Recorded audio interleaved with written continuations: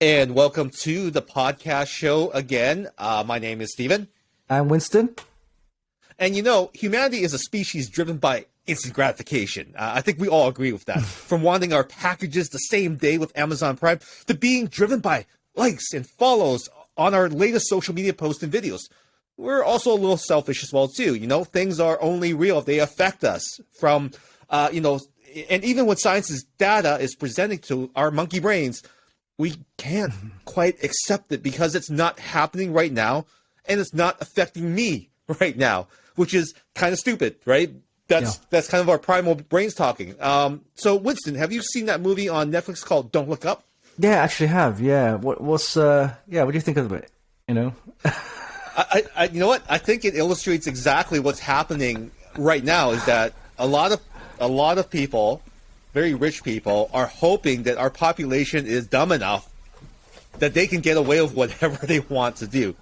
And as a result of this, even with compelling evidence and science and data, the population still won't take in the information and process it because a higher power, the rich people, are telling them, no.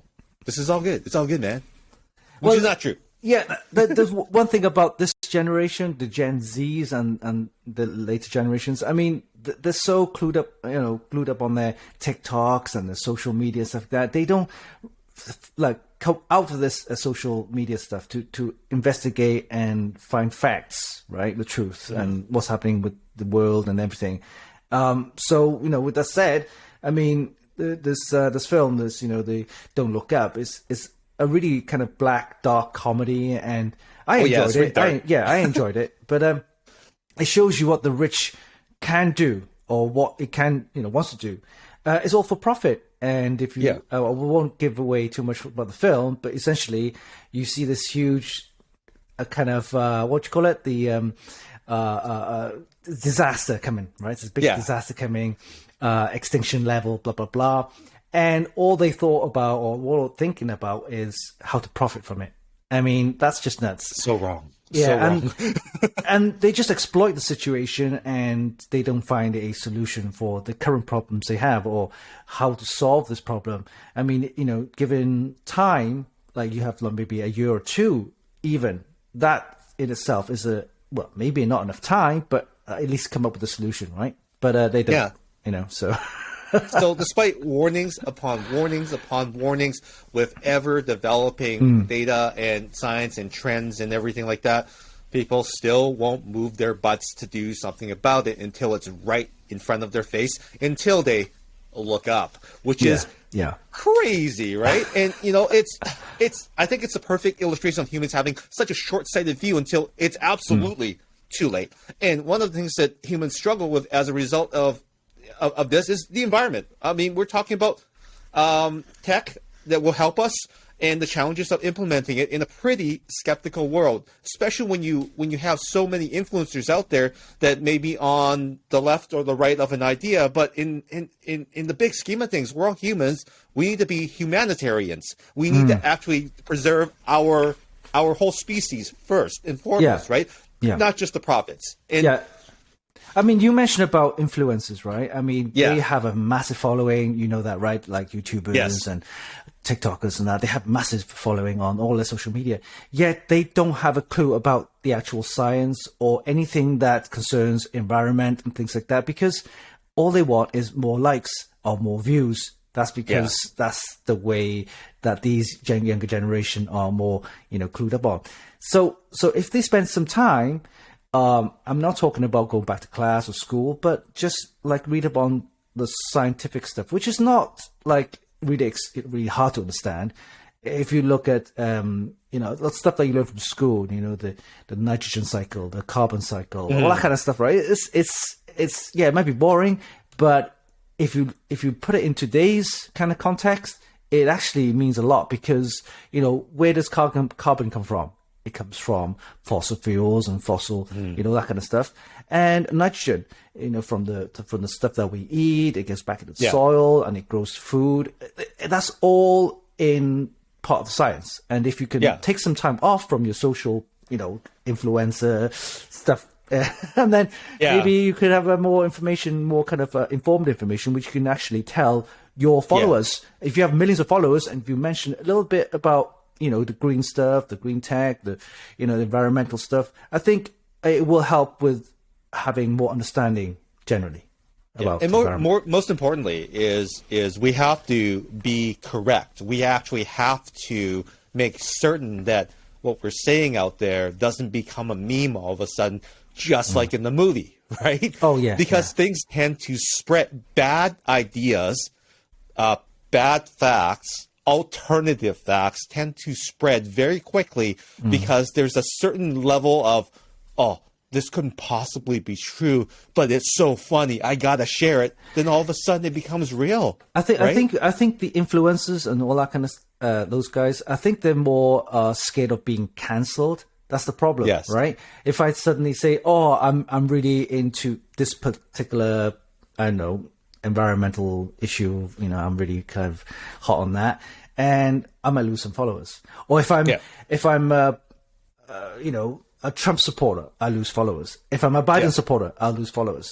So I think they're a bit more kind of wary about losing followers and being cancelled.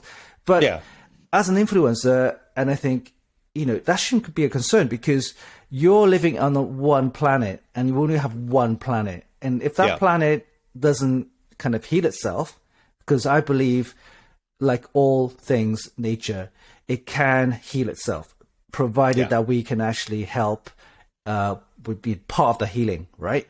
If you continue do the stuff that we do now, then there's no chance, right? So you need time. I mean, time is a good healer. And if you can help with time and you know, do the stuff that we need to do, be more productive, be more green, and help the environment. And I'll talk a little bit about my little trip. And I went to I think one of the a beehive farmer, right? Yes. And we'll talk about that later on. But that's all affected. Yeah, that's all affected. Absolutely. You know, everything is connected in our big planet. But you know, I think that in a lot of ways, not understanding that even though we are but a speck in time, and realizing that does what we do matter? Yeah, it does, because it informs the generations after us and the generations after that. I mean, we could very well be the asshole generation because we are the shame, right? Because we did nothing. And it seems like in a lot of cases, we seem to not be doing anything because people are against it. It's like putting out a forest fire. Everyone's raging against not putting it out. Why? It's burning down our forest. Put out the fire first. We'll talk later. Right? Yeah, no one's willing to set aside things to do that first before having these arguments, right? There is no argument when your planet is no longer existing. Yeah. That's right. I'm actually very into the green things because you know, I've been in places where they have really good kind of recycling kind of schemes and systems there, but other countries which are not, such as some of the developing countries where they haven't got the tech to do that. But I think some of the more advanced countries where they have more advanced green technology and stuff like that, I think they should be able to maybe share that technology and help with others, you know. So. And speaking of green, I mean, when we talk about instant gratification and things that we want to preserve, you went to the most beautiful part of British Columbia. You were actually out there in the nature. Can you tell us more about that? Yeah, so Easter weekend, I went with the family to a place called Banff. It's in Alberta, I believe. And but Alberta, there's like less tax. I didn't know that.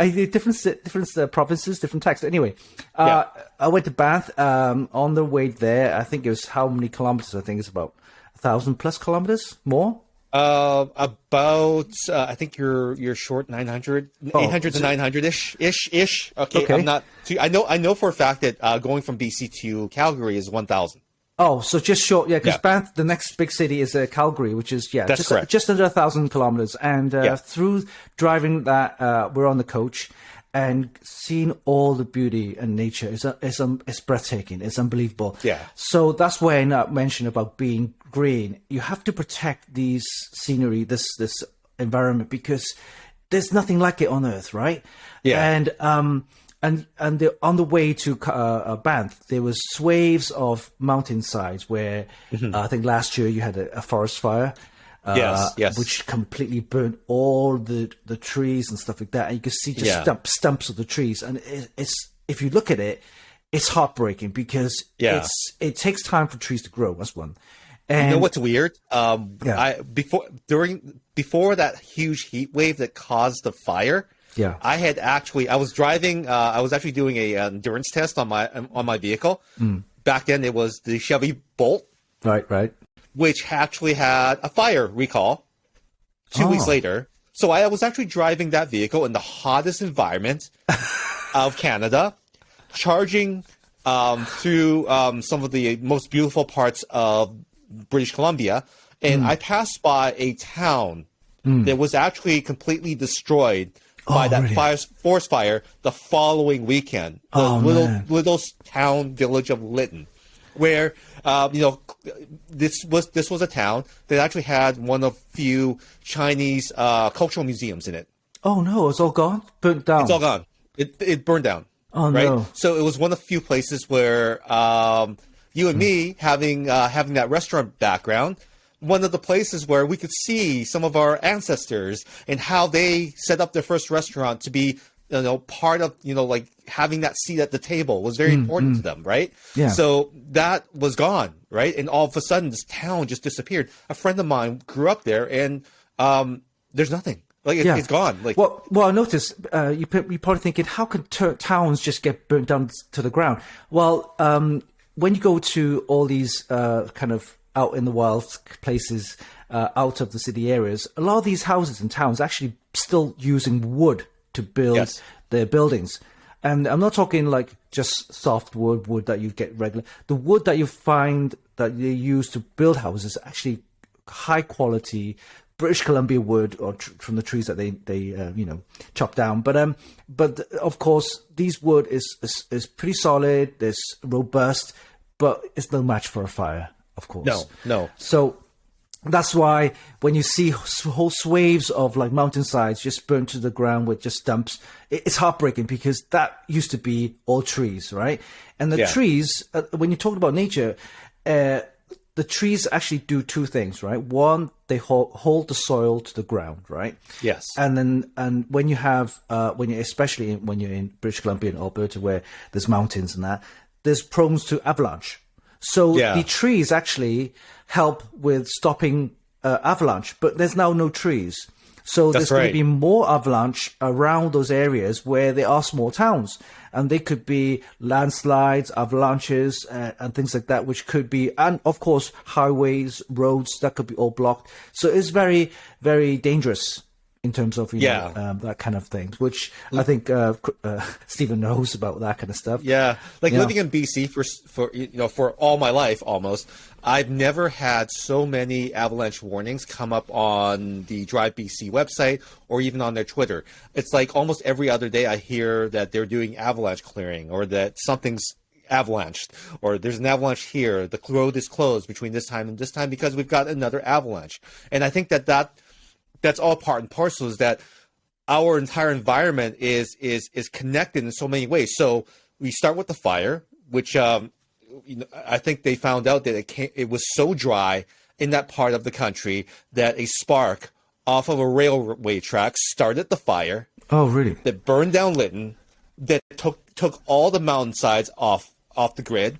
Then all of a sudden now in the winter, you have the worst flood in history, and that was not part of the landscape and everything, but that was a contributing factor.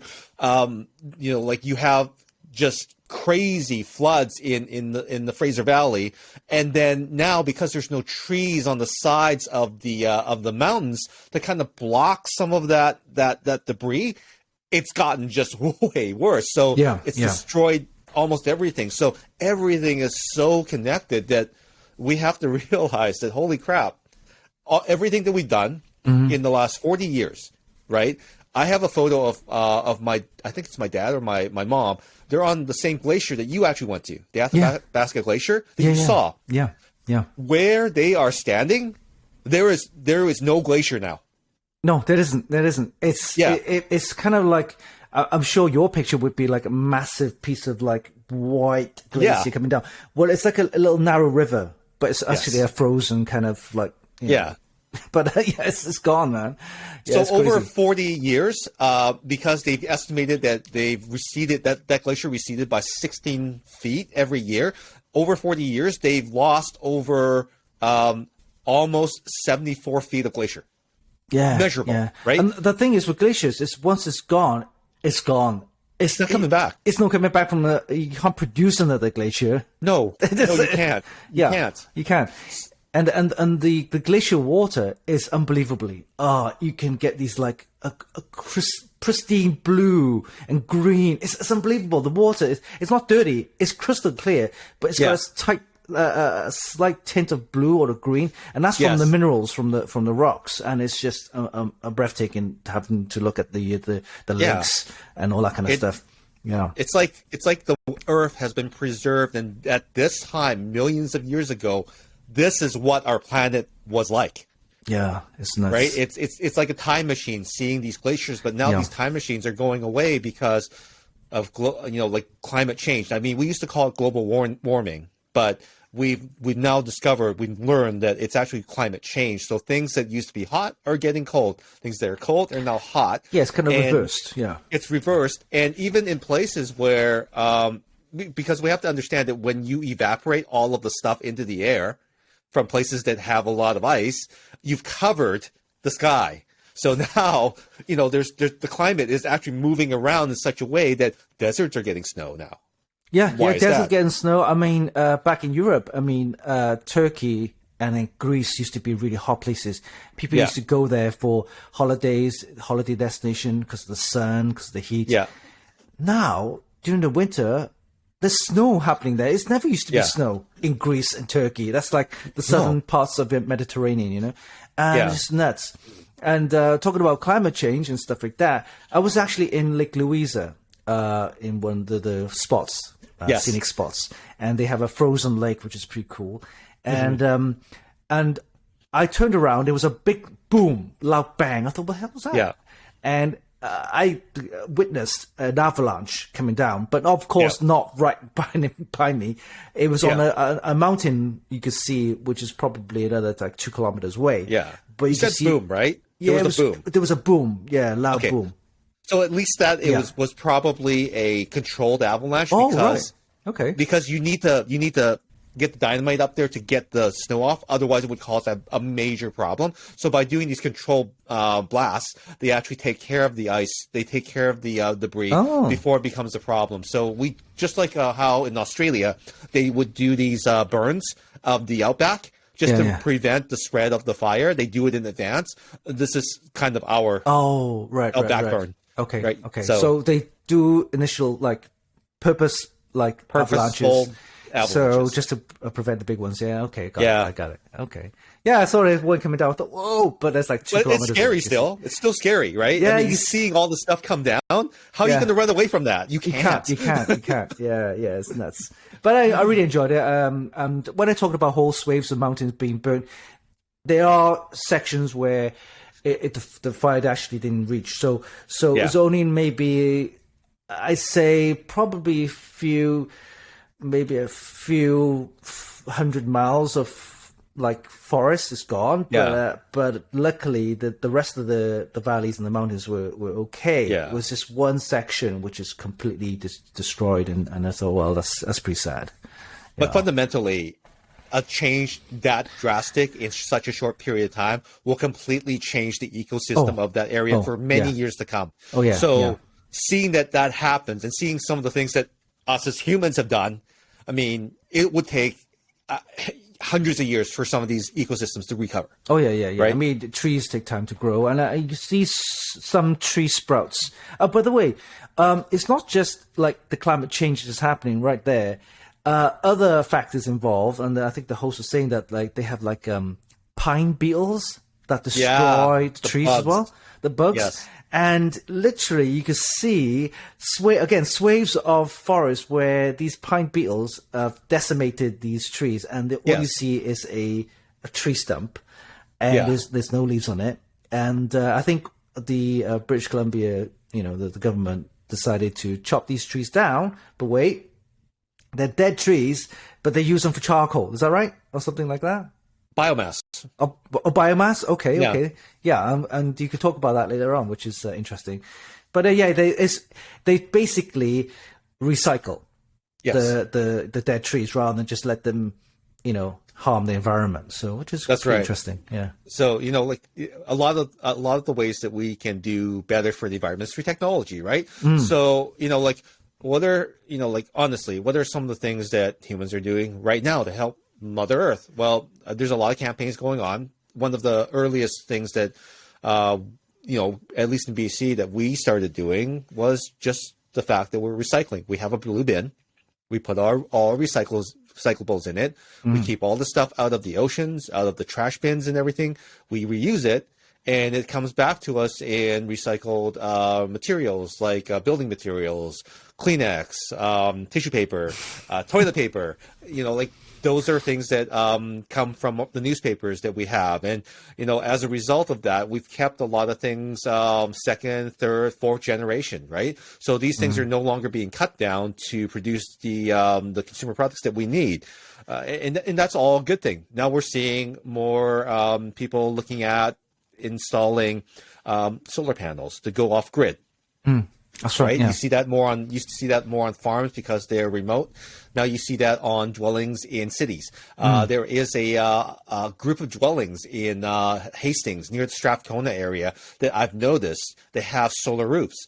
And the setup of these buildings is basically they look like they're actually off grid because the solar roofs up top collect most of the electricity during the day, and then at night, then they're back on grid.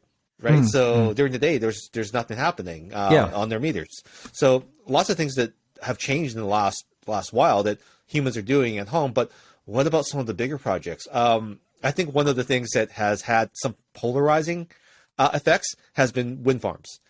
We've seen some of the photos in the U.S. Now, U.S. is kind of an interesting bird because it's one of the few places where, hey, you know what? If it's cheaper just to dump it in a landfill, let's just leave it there. And these are in reference to the wind farm blades, right? Which is crazy. These things take up roads to transport, right? Yeah, and huge. They're made up of huge. They're absolutely ginormous. So to recycle them, to make them something else, the U.S. never thought about, I wonder how long these are going to last, and what are we going to do with them afterwards, right? Whereas in Europe, if you dump that stuff, you are getting fined. Oh, yeah. It will be so expensive for you to dump that, that's not even worth it. So you have two different economies, the biggest in the world, Big Brother, can't figure out how to use this thing again. Like, how does that make you feel? Well, I think it's a complete waste in terms of resources, stuff like that. I mean, like you said, I think these things can be recyclable, right? I mean, it may not be producing the same blade, but like you said, things like that could be used in construction. Could have been to a piece of art, or maybe ground down to a powder where they can mix with cement, and then again turn into construction and other things like that. I mean, it's I can't see why they can't do that. It may be cheaper to produce a new blade, but then you can recycle the old blades. That's the thing. Like you said, in Europe, I think in one of the, I think we're up in Scotland, I believe. And Scotland is part of the UK, and that's where they have a lot of wind farms. Yes. There. That's right. And as some of the blades actually turn into pieces of art where you could see, like, I think it was, I can't remember, somebody it's like produced like an angel, like some guy with wings, and it's like a monument, and it looks pretty cool. But I can't see why they can't do that, and it's a shame just to dump it in the ground and just think, why? I think it's just a waste, to be honest. Yeah, like it's an interesting way to think about things because like it's, I don't know, like it's like what costs less to the shareholders, right? That's right. Ultimately, the shareholder is planet Earth. You have to think about this is the legacy, right? If you're the evil company that dumps all these things in the landfill and doesn't take care of it, 1,000 years later, there will be huge shame for the company and all of the shareholders because this was unearthed. Yeah, right? one second. Let me see. So these blades, they're meant to be lightweight because you got to spin, the turbine, right? Resin, carbon fiber, like things like that, right? Yeah, so think about it, and they got to be robust and hard and stuff like that, right? And because they got like bird hits and stuff like that, so they got to be robust. So think about it. These plastics or microfibers, whatever you want to call them, can be used in boats.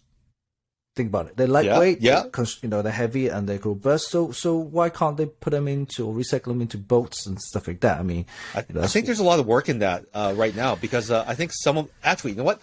I think it was Amsterdam, but one of those countries actually created bridges out of the blades. They used them as supports.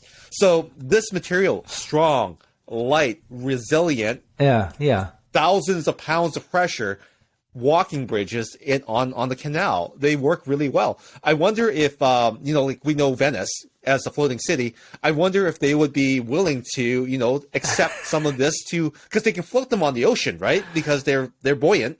They could actually revitalize that city because most of it's sinking right now, and because these things, I believe that they do float, they have a buoyancy. Maybe they could save the city. Yeah. There's possibilities, that's right? True. That is true. But you're right. Cement, huge industry for that. In Europe, they do definitely use it for cement. I think that it took Siemens to partner with GE in the U.S. Because GE is the U.S. company, Siemens is the European company, to actually teach them how to recycle the blades that are already in deployment. They're already in the ground. So creating cement, creating these alternative types of building materials has been a huge part of trying to get rid of these things that had no plan to begin with, but slowly and surely these things are being used for other things. And I think sometimes you just need to start, and then the profit will come. Yeah, right. That's true. It takes time for it to bring into fruition. But like in Vancouver, Vancouver, I've always known from when I was a kid that they've always been a kind of a greener city. And the reason why I say that is because a lot of your electricity actually is done or produced from hydropower. Is that correct? That's right. Over 90% of hydropower powers our entire province and probably some parts of Washington, even California. We like in BC alone, we generate 16,000 megawatts of electricity from our hydro dams. It's a massive amount of electricity, so we don't use it all. In fact, the funny thing is that one of the arguments about electrification of vehicles and other structures, et cetera, we haven't even turned on all our dams. Well, that's it, because people think that electricity comes from coal, comes from oil, these power stations and stuff like that. And there are alternative power sources or power producing, such as hydropower. In other countries like Iceland, it's actually thermal. That's right. Straight out of the ground. Right? Yeah, it heats up the water. The water heats up into steam. The steam drives the turbine, which produces the electricity. So there's all other forms of producing electricity, not just coal and oil. Those some of the countries where they don't have thermal, they don't have like valleys where they can produce dams and things like that. Coal and oil is the only alternative. But like I said, solar and wind farms are becoming more popular now. And tidal. Tidal is another form. But definitely wind and solar, and especially where you have countries where it's like lots and lots of sun, maybe some desert areas. Then yes, definitely solar. And I think recently, I'm not sure which company, but they actually announced producing this new solar panel, this new type of solar panel, which actually sucks up probably more than 50% of the solar energy that they produce. That's huge. That is huge. Because solar has been one of the worst kind of energy retention because it's if you think about all the other electricity producing forms, solar's the worst. But a new company has actually managed to retain up to 50% of the solar energy they capture and turn it into electricity. So that's something really interesting. That's incredible. That's really promising. Yeah. Right. Yeah. I mean, even 20 years ago, it was single digits, low single digits for a photovoltaic cell to capture electricity. That was the efficiency. Now it's 50, right? And considering, it's moving up, but considering a lot of things are 80% and above, like wind energy, even an electric vehicle is 80+% efficient. Those are the benchmarks that we have to hit for alternative energy sources. So the fact that they've gone from single digits 20 years ago to 50%, that's huge. That is amazing, right? I mean, even the best internal combustion vehicle, 20% efficient. Most of it is waste heat, right? I mean, so now solar has exceeded it. We've got next generation wind farms that are actually more compact coming up. So those blades, the size of those blades and everything, they're going to be more mills in fewer in a denser spot, so it doesn't take up as much of our land. So this is just an evolution of energy generation. There's going to be so many really neat technologies. I think. Did you ever see it? It's like a pole. These new generation windmills. They are a pole. Inside there's a fan. Yeah. It's almost like a gyroscope, and it just wobbles, right? It wobbles, right? That's incredible, right? It just wobbles, and actually that produces that movement actually produces electricity. Like, isn't that freaking exciting? And not only that, but now we have to find a way to capture the electricity and store it for nighttime. So even like, okay, think about it this way. I like to use this example because everyone gets it. LCD TVs. In 2005, 2006, a LCD panel, 40-inch, 720p, would cost at retail $4,000. This is a Sony LCD or a Samsung. They would be comparable in price, right? Yeah. $4,000. That's $100 per inch, right? In Canadian funds, right? In Canadian funds. Yeah. Now you can buy a 43-inch 4K smart TV for under $300. That is a tenfold reduction in cost and a magnitude increase in the quality, in the technology, in the power consumption of these devices. So if you think about, and at the time there's only really two companies going at it. It was Samsung and it was Sony, and now LG. Yeah. So there's only a couple companies doing this, right? Because I think Sony sold their share back to Samsung or something like that. The S plant, right? So because there were so few players and because there are so few technologies, in 14 years they were able to accomplish this. Now look at battery. Now look at battery tech. There's literally 10 different types of technologies that are being developed at the same time by everyone. And they're all different, right? And they're all different. Yeah. And they're all different. So right now we have lithium ion, lithium polymer. Those are very basic. They're in your phones. Mm-hmm. This is what lithium. They use nickel, copper. This is basically the conflict batteries, right? Where this is the bad press batteries, where you see children in cobalt mines, et cetera. These are things that we need to end now, and there are and Tesla is one of the big players in the space. They are now only buying batteries that are cruelty free or cobalt, all these materials from Australia. Like those are one of the suppliers, right? So they've made that commitment. The other technologies are even better because now we got lithium sulfur, which is a next generation technology. Yeah, that's something I've heard of, but haven't actually seen it in action. But I heard that this new type of battery is going to even be better, cheaper. Cheaper, and of course with the technology as we grow, it's going to be except probably flying planes, aircraft and things like that. We're only scratching the surface here because keep in mind the way that we used to power the first generation internal combustion engines, like way back. was that you would drive up to a petrol station. That's why they call it petrol. And someone would actually ladle kerosene into your tank. Ladle. There were no pumps. Like, how stupid is that? Like, right now, we look at electric vehicles as, oh, yeah, you go up to this charging station, you plug it in, 30 minutes.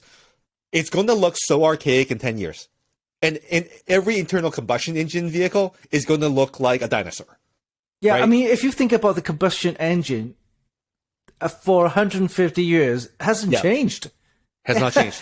It still needs fuel. It got more, so you need fuel to burn with oxygen to get that, combustion. Then it rotates and moves the axle and drive shaft and stuff like that, and to give you that movement. But if you look at the basic chemistry and the technology behind this, it's the same. It requires fuel to burn to produce that energy, right? And to drive the engine. It burns a thing to spin a thing to make it go. and that hasn't changed. That hasn't changed. No.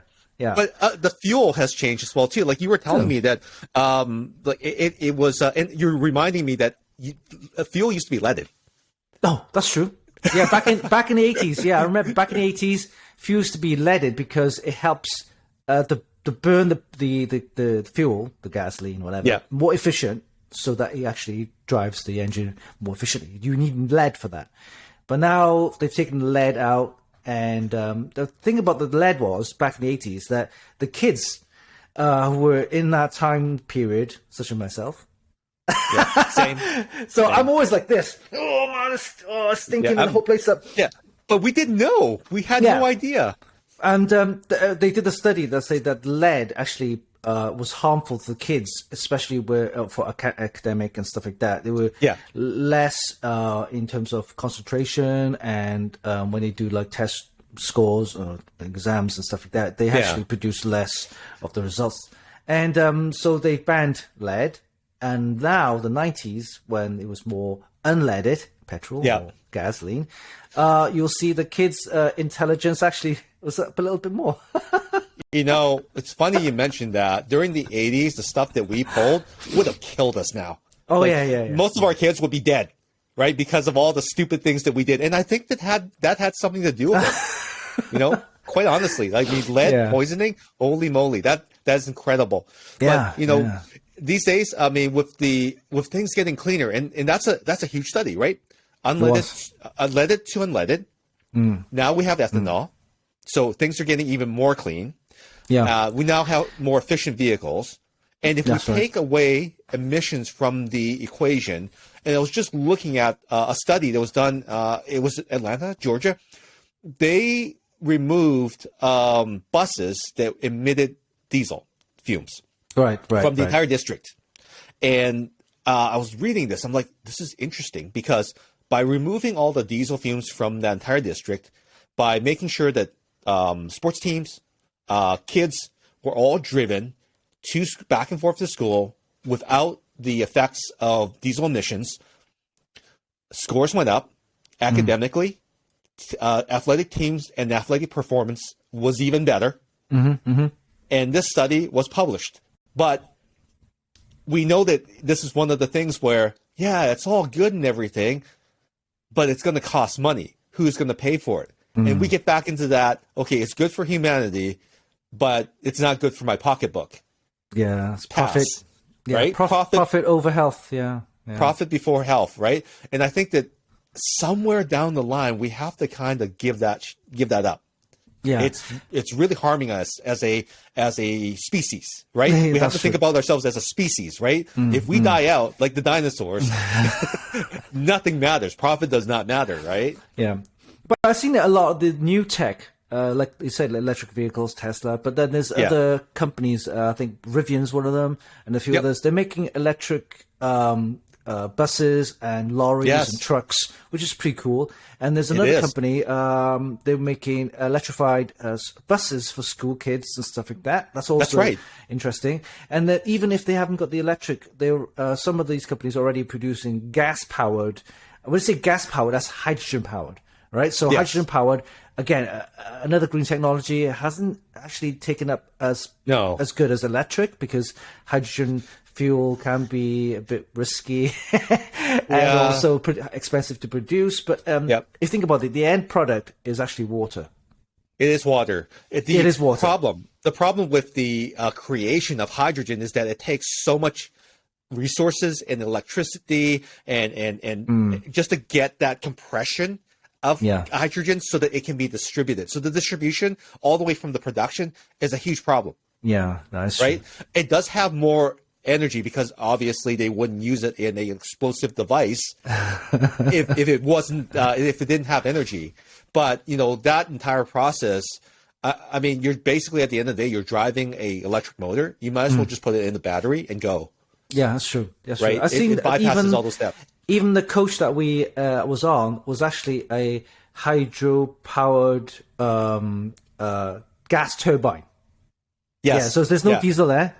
It's actually a hydrogen gas tank in there, and actually is used to drive the actual turbine. So there's no engine; it's a turbine in that bus. Oh, that's cool.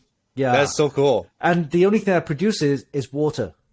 That's the exhaust. Fantastic. That's the fumes. Water. So so the right application of that technology is required for it to do well. I mean, we know that hydrogen, it's easier to fill. Potentially. I have never filled up a hydrogen vehicle, so if someone can educate us in the comments, please let us know. And it sounds like it has more more energy per liter than something like an electric vehicle. It's getting something that is that potent into an electric vehicle that will solve the issue, right? Because in order to produce hydrogen, there's a lot of conversion steps. If we can just somehow get enough density and recharge quickly and put it directly into an electric motor, I think that is kind of the win-win. There's so many technologies out there. Solid state batteries are one of the things that they're hoping will be one of the catalysts to move things forward. But, these are still a few years away. Well, if you think about it, and I know this is something that's way off, but SpaceX, right? Tesla, Elon Musk, SpaceX, and their rockets are hydrogen fuel. That's right. Explosive. So think about it. Tesla or Elon Musk already has that technology to produce an engine that burns hydrogen, to produce that power, enough power to drive. I think cars is a bit over, it's a little bit different. A little bit different. But definitely drive trains, drive big vehicles like coaches, trucks, right? Buses, and things like that. That's a possibility. And definitely planes. They're still using gasoline or a very high burning power, high test, expensive fuel that they use. I think it's called I can't remember what it's called, but it was something crazy. But to produce the fuel for planes is very expensive. So they can actually, and most of it is get dumped in the sky. You see that? Yeah, you were telling me that. The chemtrails. It is literally, you see like a plane with like these, you think it's like, I don't know, smoke or whatever it was. It's just actually fuel that they have to dump because of something to do with aerodynamics plus the flight time. And if you're having too much fuel, you can't, land and stuff like that. So it's all that. Yeah. Huh. So there are so many things that we can still change. And I think you're right. I mean, if we can somehow harness hydrogen and put it into an airplane where it's the most potent amount of fuel, just like in rockets, that could be one way to get around the environmental factor in kind of a roundabout way. The other factor, too, is that there's also biofuels as well. And I know for a fact that Boeing actually bought almost 1 billion tons of biofuel to test in new generation engines and aircraft. Oh, cool. To lessen the carbon footprint. Because it's up there. It's like air travel is probably the worst. I love to fly. Don't get me wrong. But we have to do something here to make it so that it doesn't impact our planet. Because these planes are circling our planet. They're creating these clouds of chemicals. And they rain back down on us. how can we not make that connection? It's like, ooh, that's probably bad. We should probably do something about that. We can't ban planes. There's an entire industry attached to it. Oh, it's necessary for trade. So we need solutions, not complaints. We need solutions, not complaints. We need someone to start putting these into practice, execution, right? Yeah. So I can't complain about these things because I know they're necessary. But we need to transition out. We need to find a way to transition people into new jobs and get something out. I'm not that leader. I mean, we need an Elon, but nicer. A more environmentally friendly Elon. That's right. And I mean, don't get me wrong. Elon's already environmental, but he does it for profit. Right? Where profit is. That's right. Yeah. You know? So, I mean, and then we come down to things like, and unfortunately, this is back to the don't look up thing, right? I mean, we can only do so much at home. We can turn out the lights. We can lessen our footprint. We can drive an electric car if we want. You know, those are things that we can do. We can make those choices to do those things as humans, you and me. We can recycle more. We can use better packaging. We can even dine out less, which is bad for less takeaways. Less takeaways, which is bad for the environment, of course, because, you know, we know that the styrofoam and everything is in there. We have to recycle that. But, you know, is there anything else that you can think of that we can do? For me, I think, like, which is happening for the last 10 years even, is be socially more responsible in terms of, for example, you buy a product and you have to be aware what the company has done for the environment, right? Yeah. There are, for example, you heard it, because I love nature, because I've got a science background, right? I studied biotech in my university days. And I've always wanted to become a marine biologist, but that didn't turn out right. Swim with the dolphins. Yeah, exactly. I wanted to swim with dolphins. I want to go deep sea diving, pick up the shells and all that kind of stuff. But anyway, that didn't happen. But and like 10, 15 years ago, we talked about green dolphin and the tuna. You know, the mass fishing was really bad, and it was killing the tuna, killing the dolphins, because the dolphins were getting trapped in the nets. Yes. So you get now dolphin-friendly tuna, and, you know, things like that. You be aware of these companies which are a bit more environmentally friendly, and this is what you need to do, kids, right? Or Gen Z people in the younger generation. Yeah. Get off your social networks, get off TikTok, get off your YouTube, and really look into what's happening out there in the world, right? Yeah. I mean, you could say, okay, I'll buy a bar of chocolate. Is the chocolate friendly in terms of environment, in terms of child labor, you know, all that kind of stuff? Cruelty-free. So the wrapping. Yeah, and just don't, because, I want chocolate, you buy chocolate. You could, you know, that, because there are harmful ways of actually cultivating cocoa, right, for the chocolate. Yes. And things like that. And dolphin friendly with tuna was one thing, especially people love sushi, right? Yeah. Sushi lovers, beware. And things like that. And I know it sounds really like very grandpa, like nitpicky, right? Yeah. It's like, I'm your dad. You got to do this. Yeah, all the little things like that help. You know, because it does, and get products which are biodegradable. Well, if it says biodegradable, you assume it's biodegradable, but you know, things like that. And yes, it can be a little bit more expensive, but you're actually making a contribution to being environmentally friendly and helping the environment, things like that. Yeah. I talked to you about when I went to the Banff trip. Yeah. And I went to a place called, I think it was Vernon, or was it Vernon, or one of the places? Yep. And there was a organically grown bees and honeys and stuff like that, right? Yep. And he's telling me the story how environment has changed and things like that. There used to be like, he used to manage hundreds of beehives. Yeah. Now the bees are dying. Yes. And he's actually producing less honey. And what's worse is, because different honey flavors come from different flowers. That's right. And the flowers, or the trees and stuff like that, are not blossoming at the right time. Yeah. And therefore you're not getting the honey that you're expected to get, and the bees are all over the place, especially with the chemicals from the pesticides and stuff like that. Climate change from, the flooding, from when it's supposed to be summer, it's actually raining and flooding, and when it's meant to be winter, it's sunny and dry. It's actually affecting everything. Totally. So I'm talking seriously. I'm talking maybe in 20 years' time, you won't be able to buy a bottle of honey. Yeah, that could be a fact, right? Which is bad, because they pollinate all our flowers and produce the foods. Actually, the apples, the oranges, the strawberries, the blueberries, all that kind of stuff. So you imagine you won't be able to taste any of those fresh fruits, which are thanks to bees and other insects, other pollinating insects as well. So that's all a part of it. So it's really important for these younger generation to understand that, hey, get off your socials, man. Take some time off, look at the environment, and see if you can help. That's what I'm saying. And most importantly, like you said, know where the stuff comes from, appreciate how it gets created, and and the biggest thing, I mean, this is the big picture. You matter.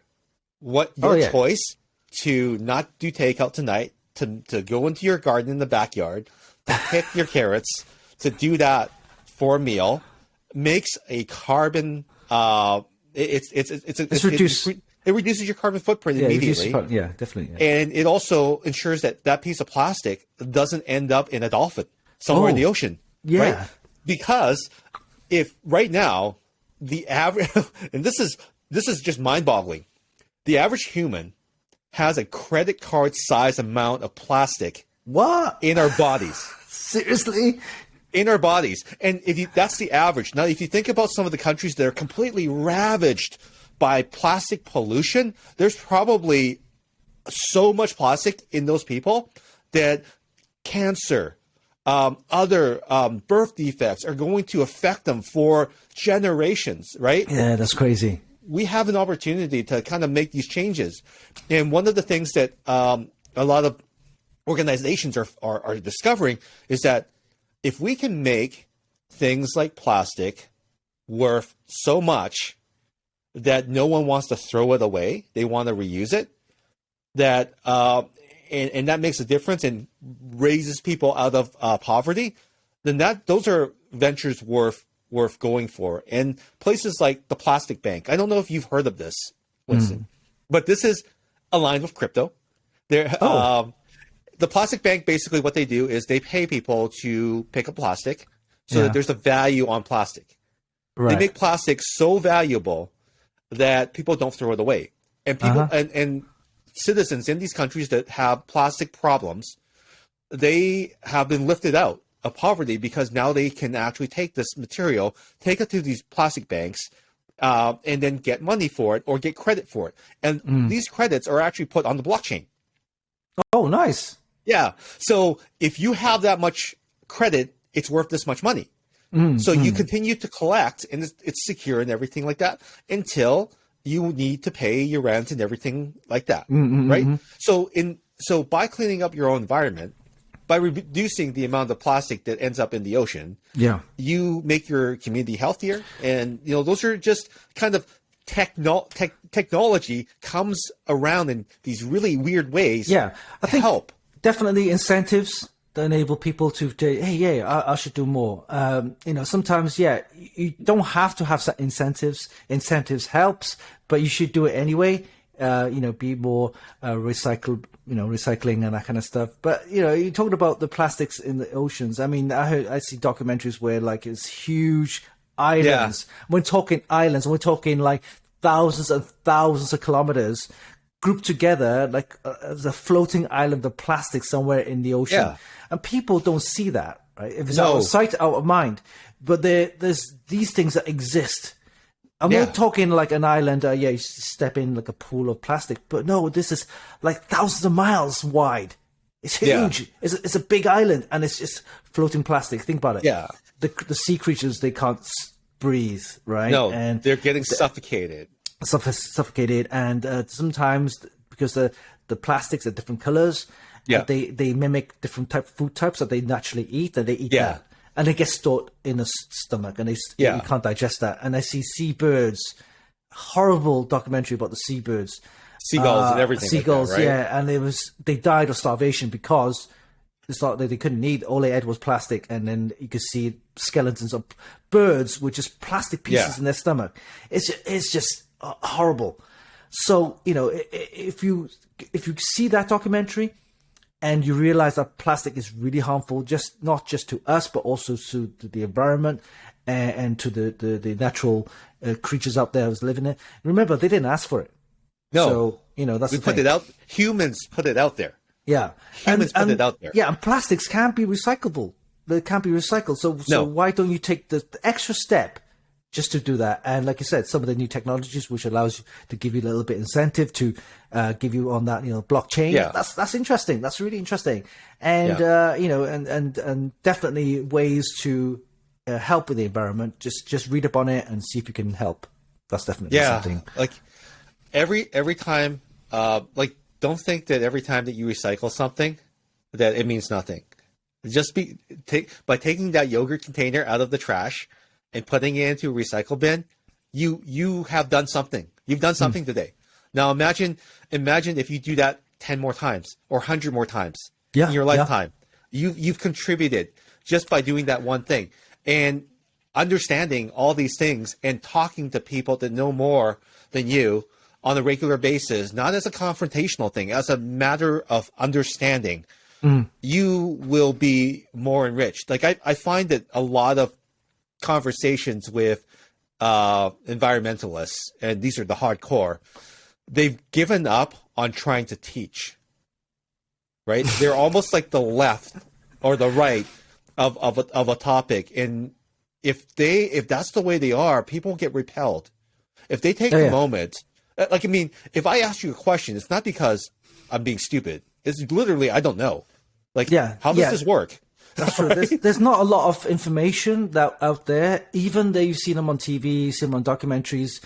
But how often does a group of kids or a group of guys just watch a documentary? They don't, right? They don't have the time to do that. But it's just a matter of taking some time out, or maybe understanding, maybe just kind of get some more information. You don't have to be hardcore like those guys, right? Yeah. Just little action, small little actions, like you said, taking a yogurt carton out of your bin, and when you do that 100 times, there's 100 less yogurt cartons out in the sea.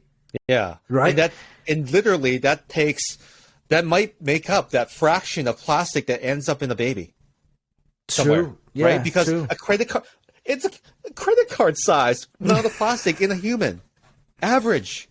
That's incredible. It's floating around somewhere. This microplastic. It's in my nose. It's in my nose, right? And, you know, we have to realize that all the disease, all the cancer, I mean, it seems like I know people that have cancer now, whereas before it's like, oh, no, Susie from wherever has cancer and we need to support her.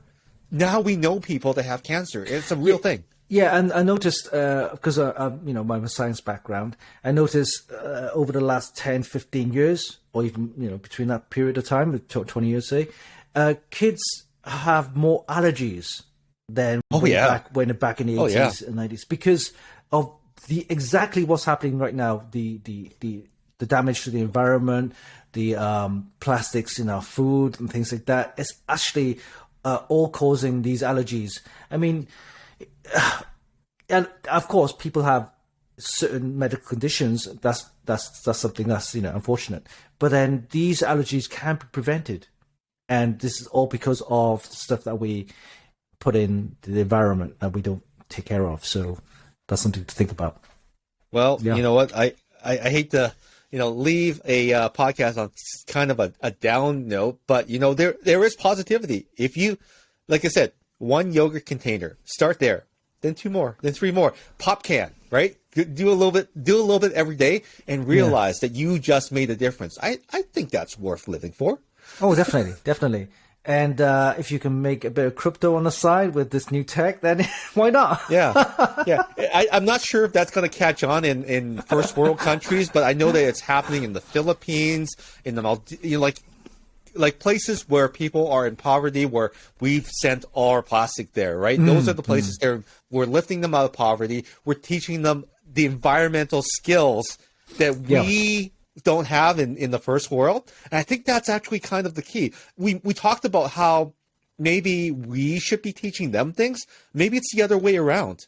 Maybe they should be teaching us how to be more mindful, more respectful of the environment. Yeah, and if you live in a country where you don't have that resources for recycling, well, tell your government, tell your council, tell your local government to say, hey, we need more recycle bins, we need more of this stuff. Then, you're the citizens of that country. Only you can help the environment in your side of the world. So, yeah, contact your local government. Make sure if you get your point, because one person can only do so much, right? But if you have a group of people to lobby, whatever, to say to your local representative, your local government, say, hey, we need more bins for recycling, then hey, that's a good thing, right? Yeah, and they're not going to say no. So, and with technology, if some of these influencers out there are truly passionate about helping the planet, learn something, bring a guest, bring an expert on, bring Neil deGrasse Tyson on to your stream and talk to him and talk about these issues so that people know that legit experts, I'm not legit, but I know someone who is, to spread the word. That helps so much. And that's the power of technology. There's so much there's those boats that are going around the world right now collecting plastic, automated. There's so many things that we haven't even seen yet because we might think of ourselves as a speck, but in reality, we matter. Every one of us. Definitely. And on that note, I think that we should end the show because, wow, big topic. So I guess if you want to yell at me because you think I'm some environmental hippie, you can find me on Twitter at Stephen Fung or on Instagram at Stephen Fung as well, too. Now, if you want to yell at Winston. Yeah, you can find me on Twitter as well at Winston Chim or Instagram at Winston Chim. And you can see some of my scenic photos from Banff. And this is all natural, all nature stuff. And I want to, kind of emphasize and express that this could only happen if we work together, right? Because some of the photos and if you look at the pictures there, it's all nature, right? Nature at its best, at its beauty. Oh, yeah. And if this show inspired you in some way to think of a topic that, maybe we should be covering or maybe it has not been covered and we can bring that to light, let us know in the comments below. I think that we didn't talk about any sponsors, but in reality, we are all sponsors of Planet Earth. So we got to do our thing, every single one of us. And that's right. Like on that happy note, Winston, I'm out. I'm Stephen. I'm Winston, and we'll see you in our next podcast. Peace. Bye-bye.